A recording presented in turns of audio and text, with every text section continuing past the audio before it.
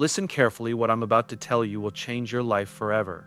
If you watch this video until the end, your life will never be the same again. This is your moment. This is your chance. Don't miss it, your future starts now. Meet Dorothy, age 92, who just completed her first 5K walk in Chicago last month. Meanwhile, her neighbor Thomas, only 81, struggles to walk to his mailbox. What creates such a dramatic difference in how we age? The answer isn't luck or genetics, it's understanding the critical factors that determine vitality after 80.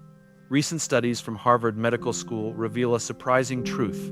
80% of longevity is determined by lifestyle choices, not genes.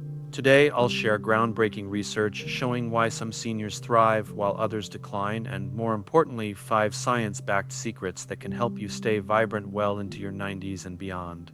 These aren't complex medical interventions, but simple, practical strategies that anyone can start today. 1. The morning routine that sets you up for success.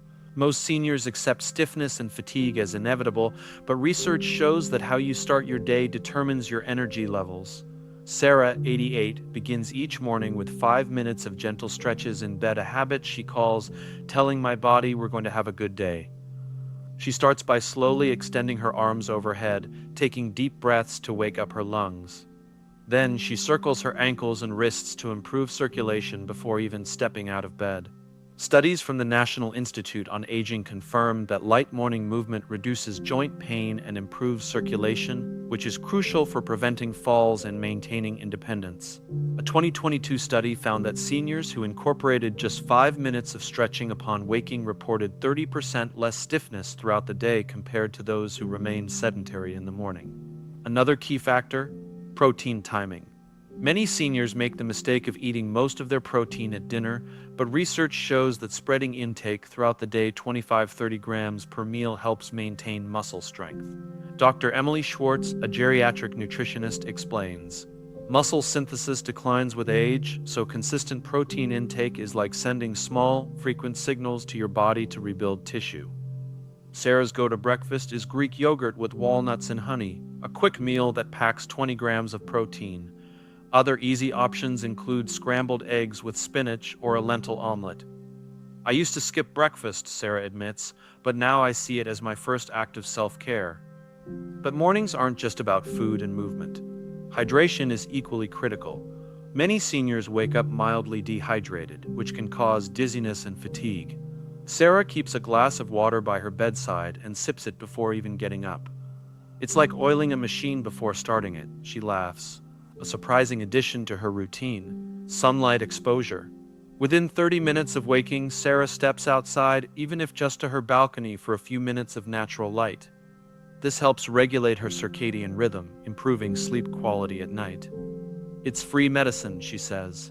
By the time Sarah finishes her morning routine, stretching, hydrating, eating protein, and getting sunlight, she feels alert, balanced, and ready for the day. I used to drag myself out of bed, she says, but now I wake up knowing I'm giving my body what it needs. 2. The hidden danger of sitting too much. Robert, 78, thought avoiding activity after a minor fall was the safe thing to do.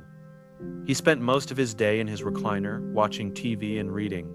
But 6 months later, he noticed his balance was worse, and even short walks left him winded. His doctor delivered a wake-up call.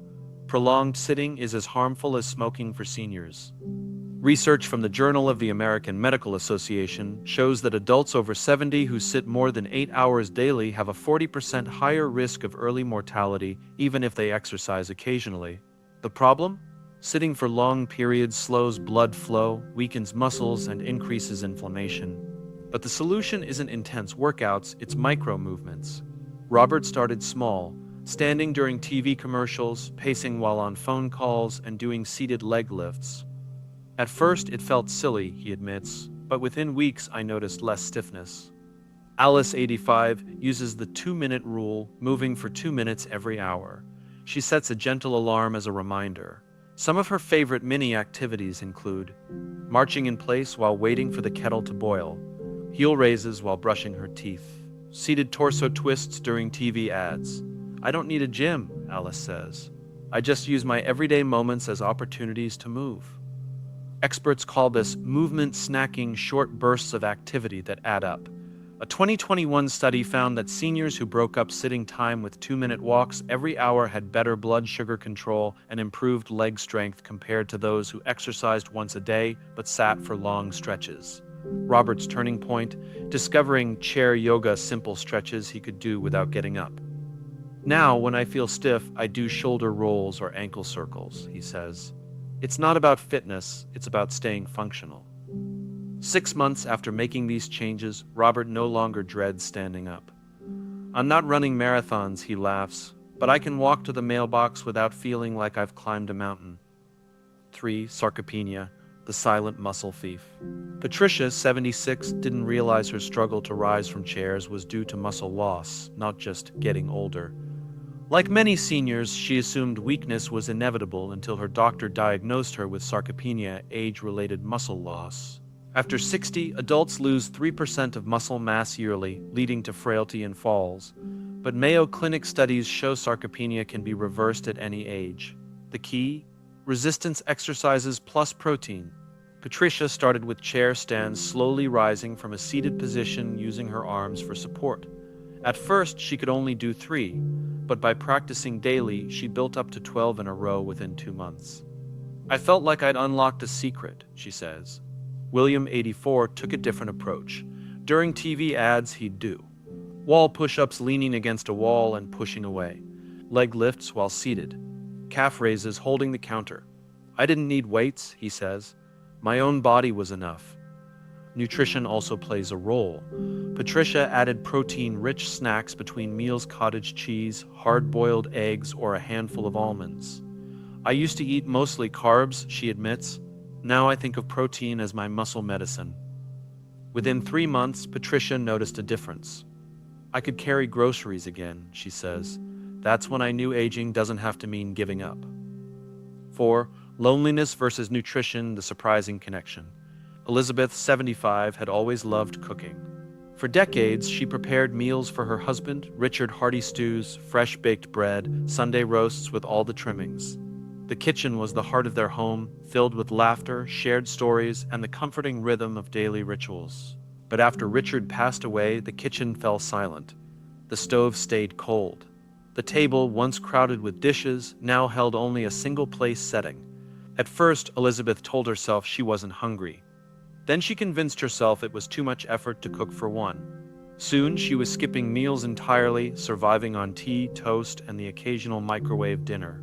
Her daughter, worried, noticed the weight loss, the fatigue, the way her mother's clothes hung loosely on her frame.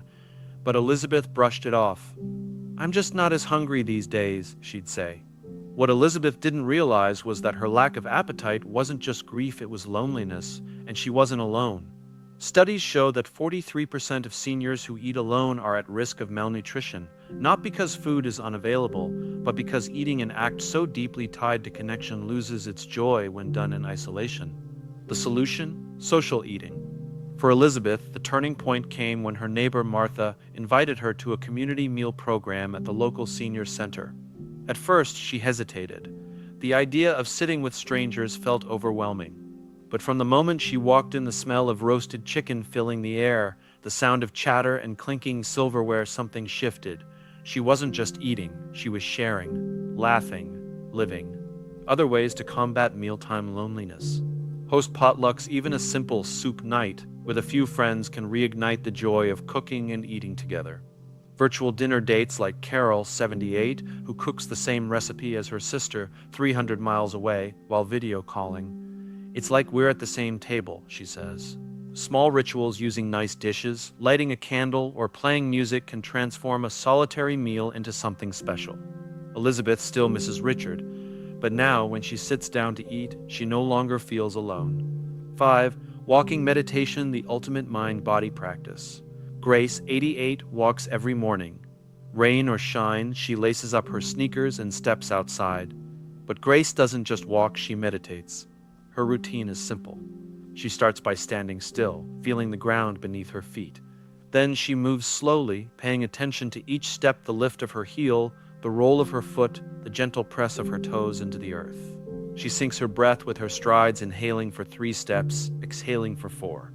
If her mind wanders to her grocery list, to a conversation from yesterday, she gently brings it back to the rhythm of her movement.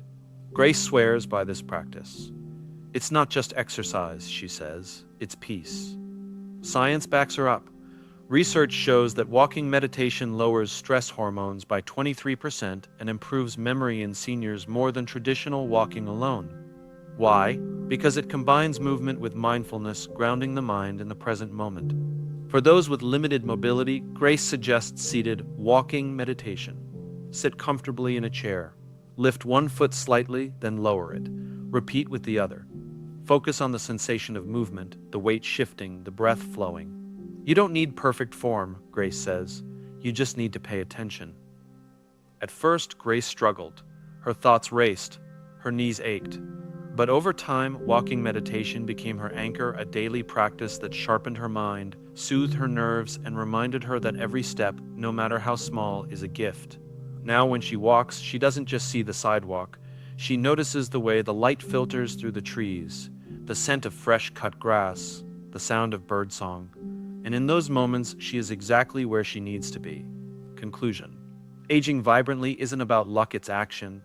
Whether it's adding protein to meals, moving more, or sharing food with friends, small steps create big results. Which tip will you try first? Let me know in the comments. If you found this helpful, subscribe for more senior health wisdom and share this with someone you care about. Thank you for your time, and remember, it's never too late to thrive. End with a warm smile and call to action. Hit the like button if you learned something new, and don't forget to subscribe.